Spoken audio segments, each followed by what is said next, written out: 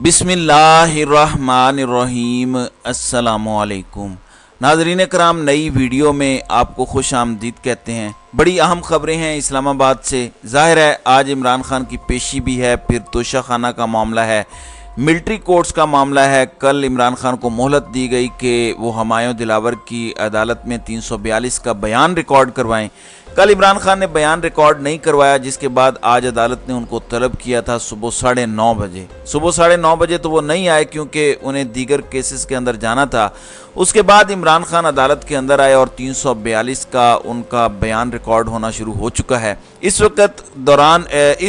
दौरान उन्होंने जो असल पत्ता फेंका है, मैं उससे मुतालिक आपको बताना चाहता हूँ। इस हवाले से आज अगर सूरत हाल देखी जाए तो कोर्ट ने इनको बताया कि हम आपके सामने मुख्तलिफ सवालों के जवाबात रखेंगे, एक एक सवाल पढ़ेंगे, आप उस सवाल का जवाब देंगे और हमारा काम है आपके सामने रखना।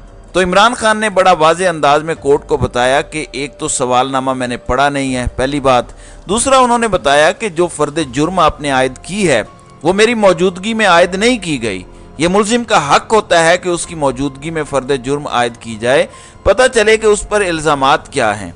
इमरान खान ने कहा कि ये मेरी मौजूदगी में नहीं हुआ, जिस पर अदालत ने कहा कि अदालत सवालात आपको पढ़कर सुनाएगी, बाकी आपकी मर्जी है। फिर इमरान खान ने एक और बात की कि इसमें एक ही मुल्जिम है, यानी मैं, तो आप इसके अंदर खुद से कोई नुमाइंदा मुकर्रर नहीं कर सकते, जो कि आपने किया। ख्वाजा हारिस उनके वकील को, जो कि आप नहीं कर सकते। इसके बाद उन्होंने कहा कि बदनीयती की बुनियाद पर यह रेफरेंस भेजा गया।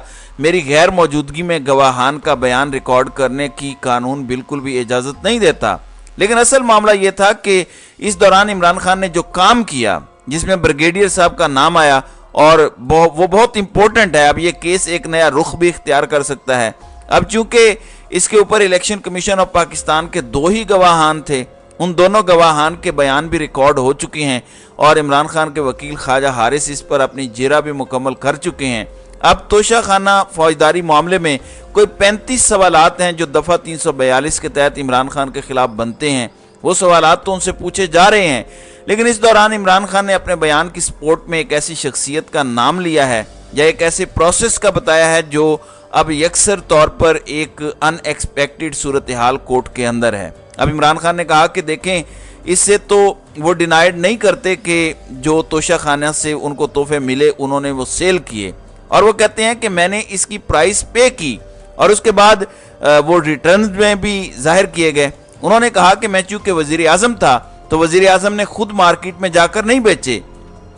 अच्छा, फिर हमने नाम सुना जुल्फी बुखारी के जरिए ये मामला हुआ, फिर हमने सुना कि फराग गोगी के जरिए हुआ। आज इमरान खान ने अदालत के रूबरू कुछ और हकीकत बयान किया। इमरान खान के मुताबिक चूंकि उस वक्त ये तहाइफ बेचे गए थे, तो उन्होंने मिलिट्री सेक्रेटरी, जो उस वक्त ब्रिगेडियर वसीम चीमा थे सरगोदा वाले, तो उन्होंने कहा कि उनके जरिए ये तहाइफ बेचे गए, इसलिए आप उनको बुला के बतौर गवाह नोटिस कर सकते हैं और उनसे गवाही ली जा सकती है। जिसका मतलब बहुत सादा है। जिन्होंने कहा कि आप मुझे तो बुलाते हैं, मेरे से करें आप तफ्तीश, ब्रिगेडियर साहब को भी बुलाएं।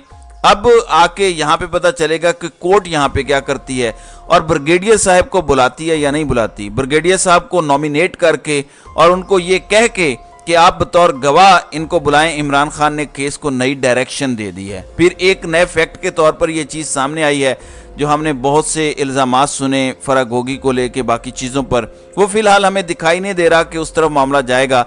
एक तो ये बात हो गई। दूसरा, तोशा खाना में इस्लामाबाद हाई कोर्ट इस केस को नहीं लगा रहा।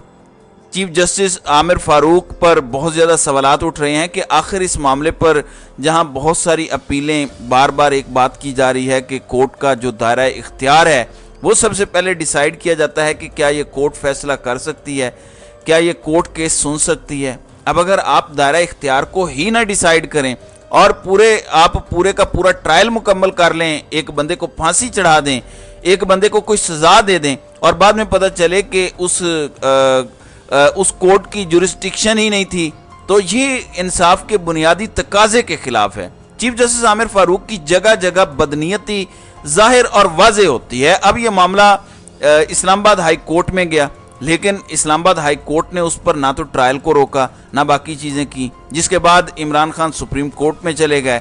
میں نے آپ کو بتایا تھا کہ سپریم کورٹ میں عمران خان نے جب وہاں پہ ساری صورتحال رکھی تھی تو کورٹ نے کہا تھا کہ آپ جائیں اسلام آباد ہائی کورٹ، وہ اسلام آباد ہائی کورٹ چلے گئے۔ اس وقت تک جب تک میں آپ سے بات کر رہا ہوں سپریم کورٹ کے حکم کے باوجود اسلام آباد ہائی کورٹ نے عمران خان کی درخواستوں پر کوئی فیصلہ نہیں کیا، یعنی سب سے بڑی عدالت کا فیصلہ ماننے کو عامر فاروق جو ہے وہ تیار نہیں ہے، جس کے بعد عمران خان نے دوبارہ سپریم کورٹ سے رجوع کیا اور کل ان کی پٹیشن پر نمبر لگا تو لوگوں نے کہا کہ عمران خان کو ایکسٹرا فیور دی جا رہی ہے۔ یہ ایکسٹرا فیور نہیں ہے۔ اب آج سپریم کورٹ نے ایک سپیشل بینچ بنا دیا ہے، 3 رکنی بینچ ہے یہ، جس میں جسٹس یحییٰ آفریدی، جسٹس سید مظاہر علی اکبر نقوی اور جسٹس مسرت ہلالی ہیں۔ یہ 3 رکنی بینچ کل عمران خان کے توشہ خانہ والے معاملے کی سماعت کرے گا، تو اب دیکھنا یہ ہے کہ سپریم کورٹ اس معاملے میں کل کیا کوئی ڈائریکشن دیتی ہے یا کیا کوئی فیصلہ کرتی ہے۔ اب ہونا کیا ہے یہ کل تک شاید کلیئر ہو جائے۔ دوسری جانب آج پاکستان میں پیٹرولیم اور ڈیزل کی قیمت بڑھا دی گئی اور اس کو قومی مفاد کہہ کے اسحاق ڈار نے جسٹیفائی کیا کہ ہم اس کو بڑھا رہے ہیں، جس کا مطلب بہت سادہ ہے۔ میں آپ کو آفتاب احمد گرایا جو پیپلز پارٹی کے ہیں ان کی زبانی ان کے ٹویٹ پڑھ کر سنا دیتا ہوں جس سے آپ کو اندازہ ہو جائے گا۔ وہ کہتے ہیں کہ پیٹرول کی قیمتوں میں اضافے سے لگتا ہے کہ الیکشن جلد نہیں ہوں گے، نگران وزیر اعظم کوئی IMF کا نمائندہ ہوگا، نون لیگ کے ساتھ اگلی حکومت کا وعدہ ہو چکا ہے، پیپلز پارٹی جلد الیکشن کے حق میں ہے، اس لیے مقتدرہ نے الیکٹیبلز کو پیپلز پارٹی میں شمولیت سے روک دیا ہے۔ ایک بار پھر پنجاب میں پیپلز پارٹی کا راستہ روکا جائے گا۔ پیپلز پارٹی جو اس حکومت کی اتحادی ہے وہ یہ بات کر رہی ہے، یہی بات منظور وسان بھی کر رہے ہیں۔ انہوں نے کہا کہ ہو سکتا ہے کہ عام انتخابات اچھے خاصے وقت کے لیے ملتوی ہو جائیں۔ ان کے مطابق انتخابات مقررہ وقت پر ہوتے ہوئے نظر نہیں آ رہے۔ اب پیپلز پارٹی بھی یہی بات کر رہی ہے، تو اس سے اندازہ آپ کو ہوگا۔ میں آپ کو 31 مئی کا ایک ٹویٹ مریم نواز کا بتانا چاہتا ہوں۔ مسلم لیگ نون نے اپنے آفیشیل ٹویٹر ہینڈل پر لکھا کہ عوام کو ریلیف دینے کا سلسلہ جاری، پیٹرولیم مصنوعات کی قیمتوں میں نمایاں کمی الحمدللہ، نیچے ہیش ٹیگ استعمال کیا بیکاز PMLN کیئرز، اور یہ پیٹرول کم ہوا تھا 8 روپے اور ہائی سپیڈ ڈیزل 5 روپے کم ہوا تھا، جس پہ مریم نواز نے الحمدللہ لکھا تھا۔ آج ان کی طرف سے بیکاز PMLN کیئرز کا کوئی ٹویٹ نہیں آیا۔ اب الحمدللہ وہ جو 5 روپے یا 8 روپے کم ہوا تھا اس پر تو کہا گیا، لیکن آج 20 روپے بڑھا ہے، کوئی رد عمل نہیں آیا۔ اب آتے ہیں سپریم کورٹ والے معاملے پر۔ ناظرین کرام، سپریم کورٹ میں تمام ججز کو بلاوے والی خبر کیا ہے؟ وہ خبر یہ ہے کہ آج ایک تو اٹارنی جنرل نے فوج کی تحویل میں 9 مئی کے واقعات سے متعلق جو افراد ہیں ان کی تفصیلات بتایا کہ GHQ والے معاملے میں 7 ملزمان ہیں، آرمی انسٹیٹیوٹ پہ حملے میں 4 ملزمان ہیں، کور کمانڈر لاہور والے معاملے کے اندر 28، اس کے علاوہ 5 ملزمان ملتان والے معاملے پر ہیں، 10 ملزمان گجرانوالا اور 8 ملزمان ISI فیصل آباد دفتر حملہ کے ہیں۔ اس کے بعد 5 ملزمان PF بیس میاں والی اور 14 ملزمان چک درہ پنجاب ریجمنٹ سینٹر مردان، 3 ملزمان ایبٹ آباد، 10 ملزمان بنو۔ یہ اوورال فوج کی اس وقت حراست میں ہیں جن کو مختلف کیسز کے اندر انویسٹیگیٹ کیا جا رہا ہے۔ آج پہلا معاملہ یہ آیا کہ آپ ملٹری کوڈ کو بنا دیں، جس پر کورٹ نے کہا کہ ٹھیک ہے ہم اس کو پہلے سن لیتے ہیں۔ پوچھا گیا کہ اس پر کون کون راضی ہے۔ ایک تو وکیل سلمان اکرم راجہ نے مخالفت کی، عابد زبیری نے مخالفت کی اور چیئرمین PTI کے وکیل شعیب شاہین نے فل کورٹ بنانے کی مخالفت کی۔ فیصل صدیقی نے بتایا کہ فل کورٹ کیوں ضروری ہے۔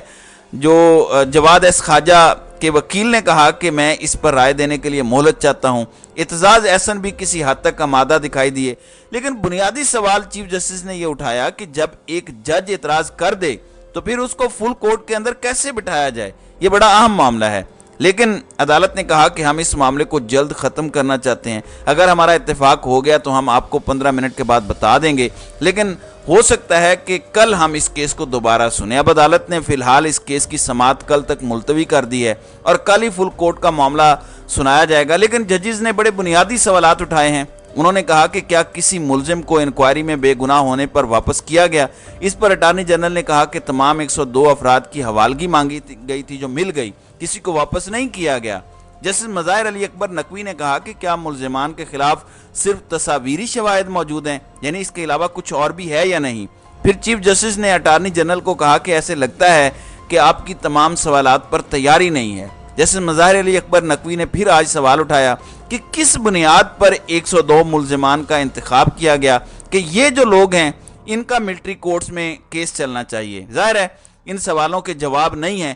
اب کل کا دن بڑا امپورٹنٹ ہوگا کہ کل کورٹ اس پر کیا فیصلہ دیتی ہے۔ اگر تو فل کورٹ بنتی ہے تو پہلے کی ساری سماعت زیرو ہو جائے گی، دوبارہ اس پر پروسیڈنگ شروع ہو جائے گی۔ اگر نہیں بنتی تو پھر ایک اور صورت ہے، کیونکہ حکومت کے پاس بھی وقت کم ہے، تقریباً آخری ہفتہ جو ہے وہ اس حکومت کا شروع ہو گیا ہے۔ تو ناظرین کرام، آپ کی اس ویڈیو کے حوالے سے کیا رائے ہے؟ آپ اپنی رائے کا اظہار کامنٹ سیکشن میں ضرور کیجیے گا۔